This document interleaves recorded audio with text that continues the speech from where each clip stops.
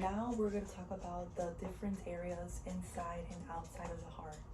There are 4 chambers: the left atrium, left ventricle, right atrium, right ventricle. For valves, they're going to be the tricuspid and mitral valve and pulmonary aortic semilunar valves. Now for the blood flow inside the heart, we have first deoxygenated blood returns to the right atrium from the body. Then we're going to have secondly, the right atrium contracts, sending blood through the tricuspid valve through the right ventricle. Then third, we're going to have the right ventricle to blood to the pulmonary valve, into the pulmonary arteries, into the lungs. Then we're going to have fourth, oxygenated blood returns to the left atrium from the lungs. Then fifth, we're going to have the left atrium contracts, pushing blood through the mitral valves to the left ventricles.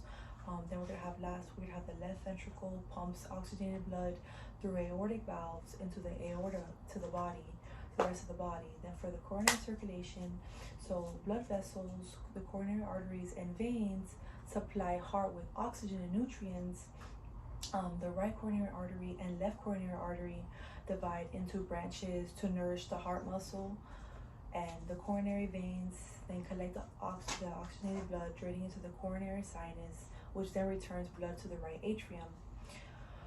The coronary circulation is a network of the blood vessels that supply the heart itself with oxygen and nutrients.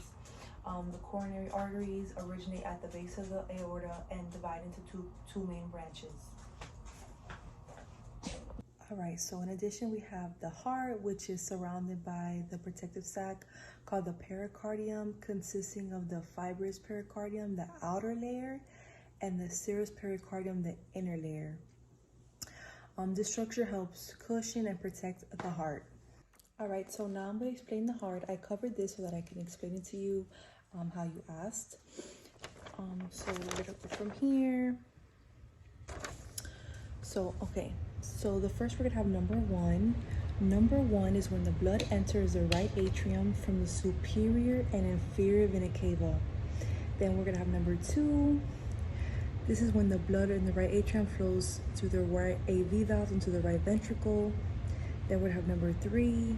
Number 3, which is the contraction of the right ventricle that then forces the pulmonary valve to open. Then we're going to have, when this happens, then the blood flows to the pulmonary valve into the pulmonary trunk in number 4. And then in number 5, we're going to have the blood is then distributed by the right and left pulmonary arteries to the lungs, where it then unloads carbon dioxide and loads oxygen. Then we're going to have number 6.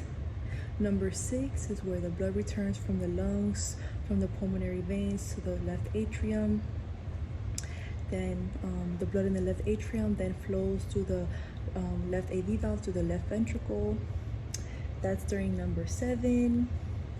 Then for number 8, we're going to have the contraction of the left ventricle, which then forces the aortic valve to open. And then for number 9, we're going to have the blood flows through the aortic valve into the ascending aorta.